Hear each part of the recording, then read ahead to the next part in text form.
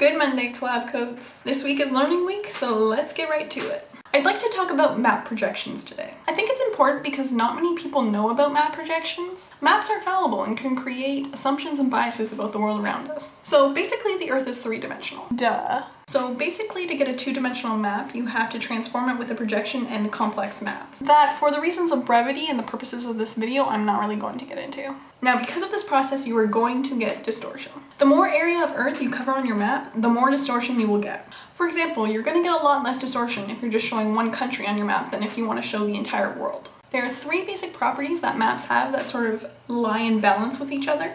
You have area, scale and distances, and angles and shape. Ideally, you would have a map that has all three of these, but it is impossible to represent all of these accurately on one map. Now, the properties of the map you want to keep and the ones you want to let get distorted really depend on the purpose of the map, creating your map.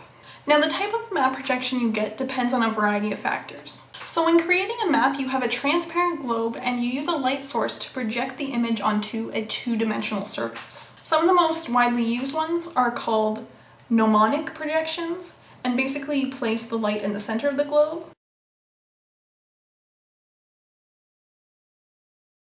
Circumference of the globe.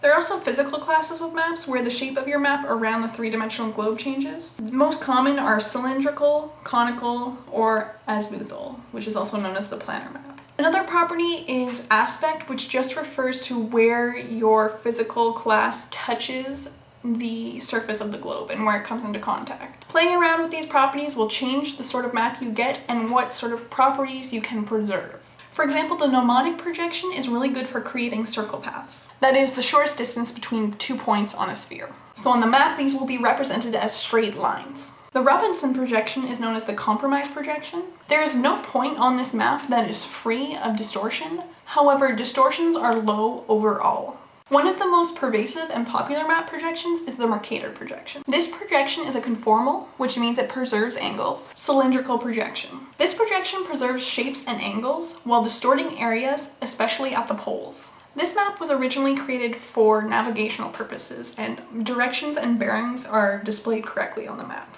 Another feature is that all the meridians and parallels intersect at right angles. This map has become somewhat of a standard, at least in North America. Google Maps also uses the Mercator projection. However, the Mercator has been heavily criticized, at least within the mapping community. For instance, Greenland is not nearly that big. I mean, in this map, it's the size of Africa. Furthermore, many cartographic associations have strenuously argued against using a rectangular map. They sort of favor the oval shape as seen in the Robinson map. Some argue that the map is bad because it's Eurocentric and it puts the more developed countries in the middle and puts poor developing countries at a disadvantage. And some people say the map is unfair because the northern hemisphere is on top. I mean, how crazy would it look like this? I just love challenging assumptions in that way. It's fun to think differently sometimes. The thing is, there are many projections and many ways of representing the world. One can create a whole variety of maps using the physical class, the aspect, and different properties and different combinations. I mean, really, there's no map that's necessarily best. It just depends on the purpose you're using the map for. As I mentioned before, it's impossible to get all the properties perfectly represented because it's a two-dimensional representation of a 3D object.